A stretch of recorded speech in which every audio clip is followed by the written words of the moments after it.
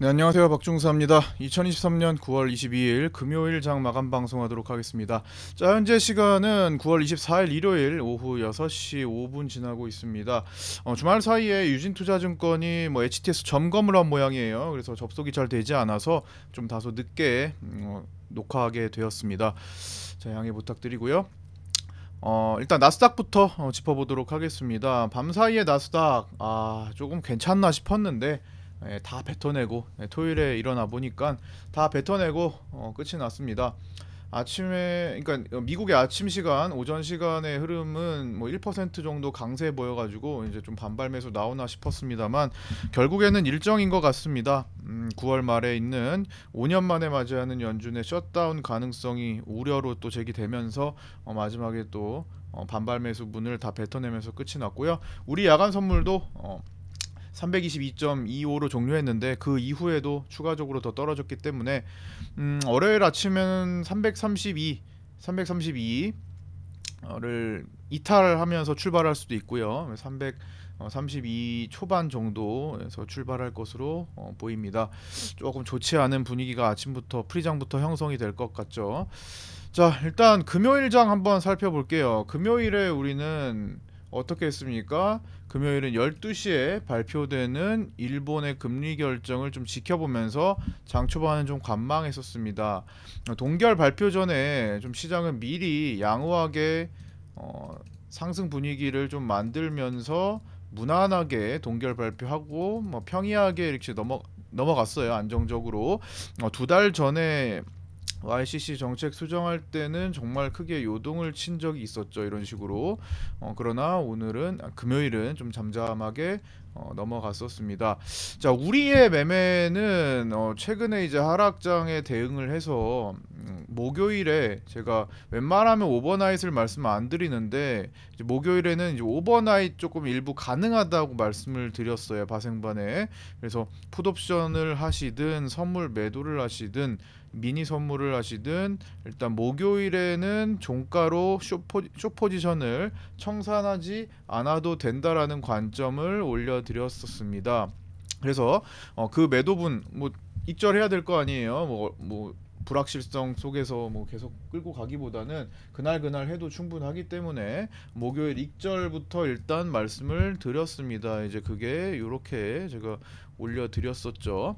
어제보다 갭이 더 많이 떨어져서 출발합니다. 이거는 금요일 프리장 시작하면서 8시 45분에 말씀드렸던 거고, 숏 가지고 넘어오셨던 분들은 수익 중인데 오늘 프리장 시초 혹은 332 커트라인 정도 보시면서 더 끌고 가실 만한데 다시 정리해서 바로 프리장 시간에 숏 오버나잇 하셨던 분은 선택하시면 됩니다. 그냥 여기서 330 전후였거든요. 그냥 여기서 청산, 익절 청산 하시든지 그 다음에 331.5 내지 조금 더 위로 보실 분은 332 위로 올라오면 절대적으로 커트한다라는 생각으로 보실 수 있다.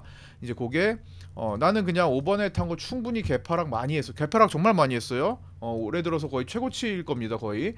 개파락을 한 구간에다가 나는 그냥 익절하겠다. 오케이, 좋다 이거예요. 나는 좀 더 욕심을 내보자. 더 볼래 하시는 분들은 오늘 계속 마냥 내려가는 게 아니라 그날 금요일에 적당한 위치에서 터닝을 준비하던 날이었기 때문에 제 전략은 그래서 밑에서 이제 롱을 볼 타이밍을 또 생각을 했던 거기 때문에 마냥 끌고 가기보다는 커트라인 정해서 331.5와 332 좀 더 넓게 보시는 분들은 거기서는 잘라내야 된다라는 관점에서 익절 커트 라인 드리고 그렇게 대응했습니다. 자, 그리고 나서 이제 일본을 기다린 다음에 일본 발표 전까지 거래량도 그렇게 크지도 않았어요. 그 뒤로 이제 관망을 하면서 좀 심심했었죠. 그래서 막판에 할 거 없나 찾다가 제가 점심시간 때쯤 앞으로 준비할 거 333.70 정도 자리로 보이는 그 흐름 위치 선에서 저항선에서 우리는 단기 단타 숏 한번 잡아보자 라면서 제가 올려드렸었죠. 이 공간이었고요. 여기서 숏 잡아서 여기서 익절 마무리, 어쨌든 막판에 좀 마무리 단타까지 오늘 금요일 장을 잘 마무리할 수 있었습니다. 그래서 요 내용이 여기 337 3.7 정도 자리쯤에서 숏단타 공략 같이 하고 마무리 지었다라는 거.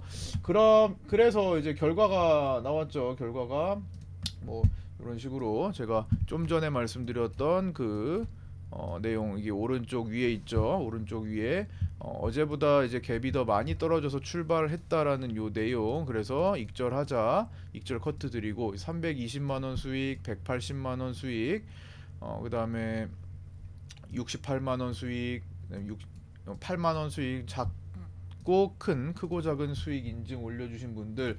그 다음에 제가 참 뿌듯했던 거, 여기 보시면 내만의 날 오후에 중사님 감점을 듣고 저렴한 10월물을 공략하여 오늘 수익 청산했습니다. 며칠간, 좀 더 크게 보여드릴게요. 며칠간 오버나잇을 할 수 있었던 건 혼자서는 불가능했을 겁니다. 덕분입니다. 오늘 아들에게 삼겹살 사준다고 했는데 소고기 사줄 수 있을 듯합니다. 아, 이런 점 너무 뿌듯해요, 그죠? 삼겹살이 소고기로 바뀌었습니다. 그래서 어떤 식으로 대처하셨나 봤더니 제가 저번에 올려드렸던 거 질문을 하셔가지고 질문에 대한 답변을 드렸는데 응용을 하신 것 같아요. 그래서 제가 답변 드리기로는 만긴 날 매도 너무 위험합니다. 매수는 소액 베팅하고 날리면 그것만 잃고 그만이지만 만긴 날 갭 잘못하면 마이너스 500%로 시작되는 경우도 간혹 생긴다. 그래서 매도보다는 좀 다음 월물 10월물 싼 것으로 접근하시는 것이 좋겠다라는 말씀, 풋옵션이죠. 그래서 콜매도보다는 풋매수를 접근하시자, 이렇게 말씀을 드렸던 걸 가지고 잘 끌고 와서 여기 보시면 여기 잘 안 나오네요. 여기 보시면 이렇게 진입과 청산을 이렇게 하실 수 있었던 것 같습니다. 그렇게 해서 수익을 128만원 보셔서 삼겹살 대신에 소고기가 된 겁니다. 삼겹살에 소고기로 둔갑을 했고, 뿌듯하게 저도 인증을 볼 수 있었습니다. 122만원 수익도 있고요, 7만원 수익도 있고요, 8만원 수익도 있고요. 그 다음에 두 번째 거 요건가요? 요거 여기도 155만원, 625만원도 있어요. 625만원. 이게 파생은 참 효율적이죠. 이렇게 가성비 좋은 매매를 할 수 있다라는 거 또 좋은 것 같고, 113만원, 185만원 이렇게 수익 인증 이렇게 올려주셨습니다. 자, 어쨌든 뭐 오늘 그날 금요일에 우리 매매는 이렇게 했다라는 것을 말씀드리고, 제가 지금부터 말씀드릴 내용은 일단 현재 시장을 다시 한번 정리를 좀 해봤습니다.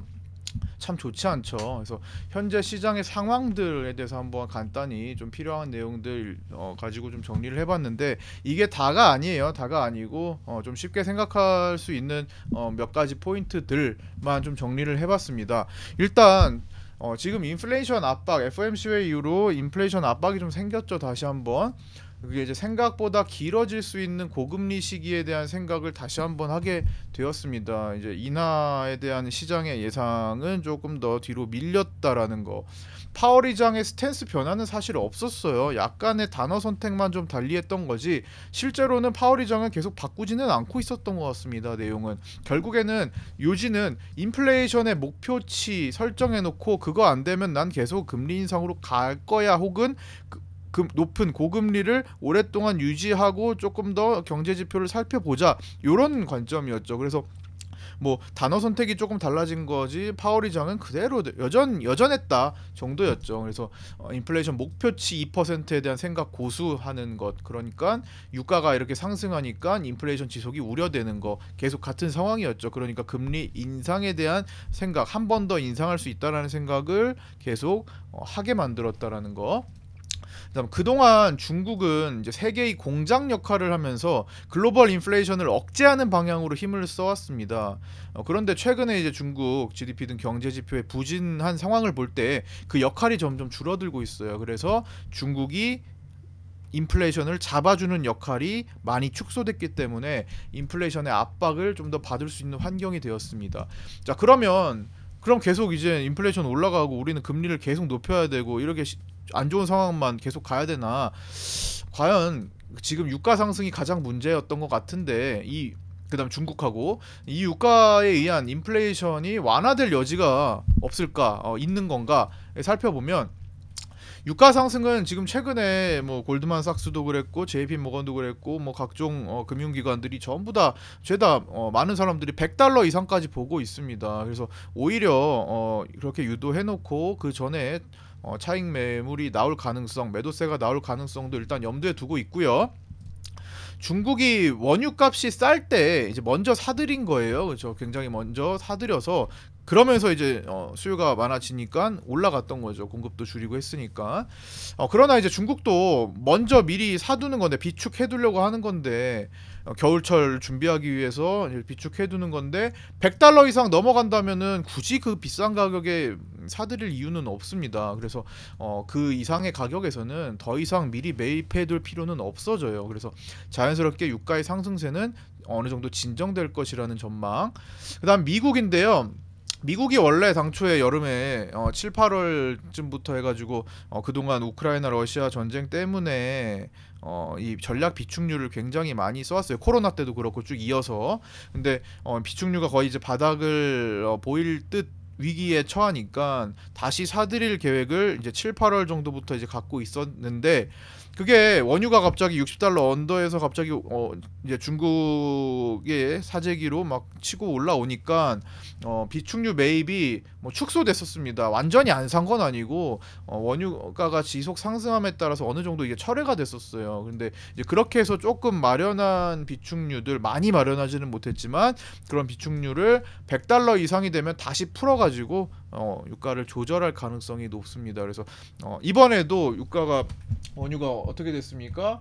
90달러 여기 보시면 일봉상으로 원유를 보시면 90달러를 넘어갔을 때 잠시 꺾였죠. 그쵸? 상승을 쭉 이렇게 하다가 90달러가 넘어갔을 때 살짝 상승이 꺾였습니다. 이때도 미국이 비축률을 살짝 방출을 했기 때문이죠. 그래서 미국이 그런 식으로 유가의 어느 정도 흐름을 조절하고 있다. 그래서 비축률을 100달러 이상이 되면 또다시 풀어서 상승세를 일부 제한시킬 거다라고 일단 보는 관점입니다.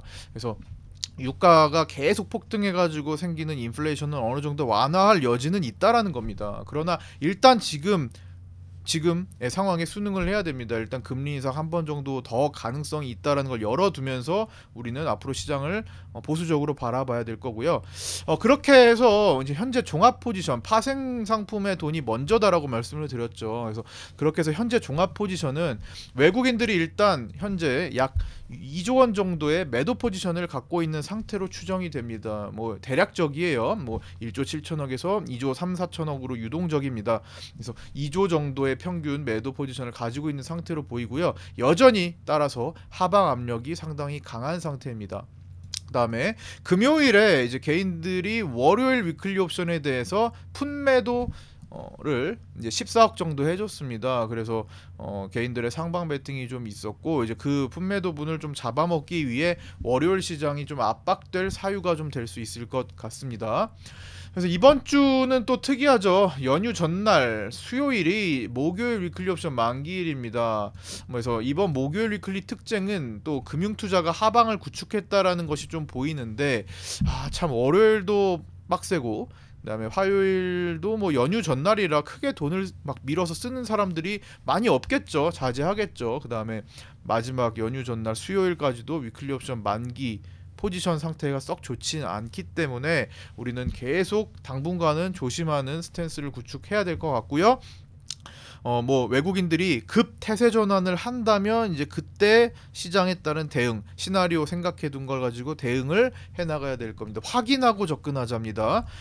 그 다음에 코스피도 이제 비차익 매도 거래가 좀 많았습니다. 이거는 현물이 매도가 많았다라는 거라고 보시면 돼요. 외국인들의 현물이 6월 만기 이후에 약 5조 원 가까이 매도로 쌓여 있습니다. 상당히 큽니다. 이것도 6월 만기 이후 채 3달이 되지 않은 7, 8, 9, 3달이 좀 넘었나요? 3달 정도 된 상태에서 5조 원 가까이 누적 매도가 나온 상태입니다. 그래서 상당히 지금 현물 쪽도 좀 어둡죠. 그래서 시장 베이시스도 이론 베이 이거 외국인들이에요. 참 외국인들 기관들은 마지막에 만기날 내만년 날 전후로 해서 엄청 사들였죠. 시장 베이시스도 이론 베이시스 2.10에 비해서 다소 낮은 0.83으로 잡히고요. 선물 스프레드도 마이너스 0.7로 뒤집혀 있습니다. 그래서 스프레드 거래 자치는 이제 마이너스 0.8로 거래되는데 실제로 이제 9월물과 내년 3월물의 차이는 0.7 차이로 뒤집혀 있다라는 거 다 좋지 않은 시그널들이에요.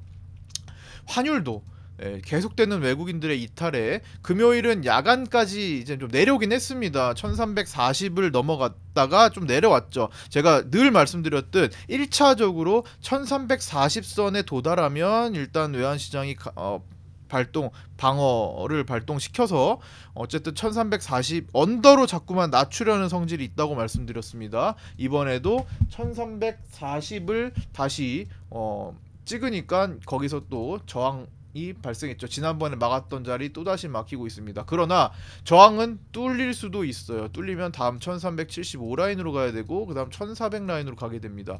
이렇게 단계적으로 올라가게 돼요. 그래서 뚫렸을 때 시장이 또 맞이할 폭풍 좀 조심을 하셔야 될 것 같습니다. 일단은 일시적으로라도 방어가 됐어요. NDF 달러 환율 기준 1333.63으로 거래를 마쳤고요.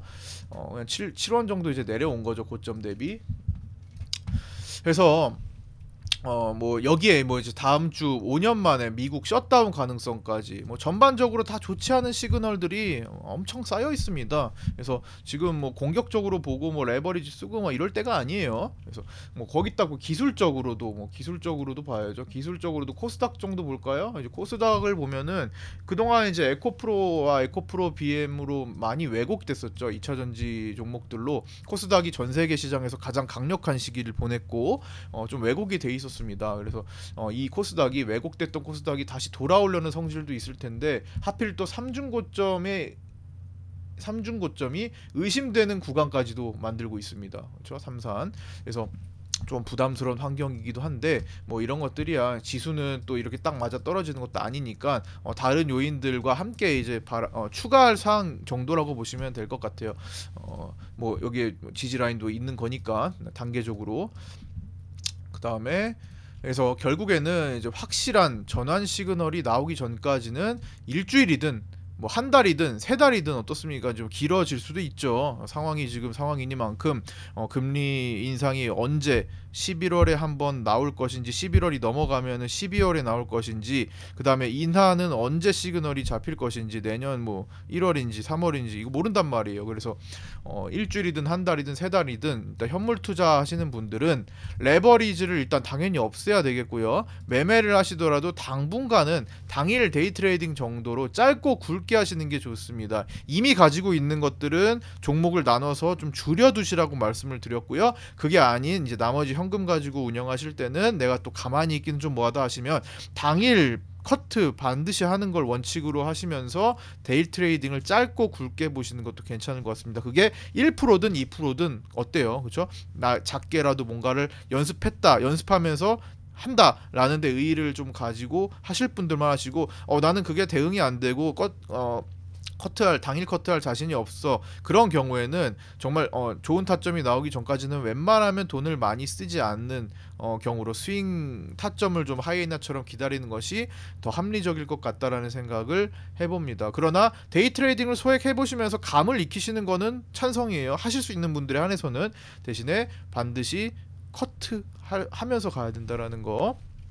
파생 트레이더 분들은 하이에나처럼 타점을 노리는 것이 일단 좋고요. 할 수 있는 한 또 할 수 있겠죠. 하락장에도 파생은 빛을 볼 수 있으니까. 그러나 너무 지금 최근에 부정적인 내용들이 너무 많이 쌓였고 너무 많이 알려졌습니다. 그렇기 때문에 최근에 올해 내내 그리고 특히 최근에 7, 8월 사이에 보였던 외국인들의 태세 전환, 외국인들이 많이 보여준 대로 급 태세 전환도 나올 수 있다. 그래서 급 태세 전환이 나오는 시점에도 항상 유의해야 되니까 긴장하고 계셔야 되고요. 태세 전환이 나온다면 확인하고 거기에 맞춰서 대응할 겁니다. 시나리오상으로 머릿속에 그려두고 계시면 될 것 같습니다. 이미지 트레이닝 하시고 계시면 될 것 같습니다.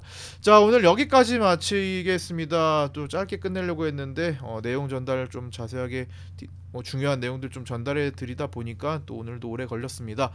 구독자 정보 공유방 입장하셔가지고 같이 공부해 나가실 분 유튜브 댓글에 있는 오픈톡 주소로 문의 주셔서 안내 받으시기 바라고요. 자, 나머지는 이제 월요일 위클리 옵션 만기일이네요. 월요일 위클리 옵션 만기 정보가 없습니다. 거래소에서 증권사에 잘 안 싸줘요 데이터를, 디테일한 데이터를. 그래서 월요일은 거의 뭐 매매 관점이 없거나 아주 보수적이거나 하니까 그것도 좀 참조를 해주시고요. 네, 나머지는 월요일에 이야기 나눠보도록 하겠습니다. 월요일 장중 라이브 방송 8시 20분에 뵙도록 하겠습니다. 남은 주말 시간 잘 보내시고요. 즐거운 저녁 시간 되시고 월요일에 뵙겠습니다. 감사합니다.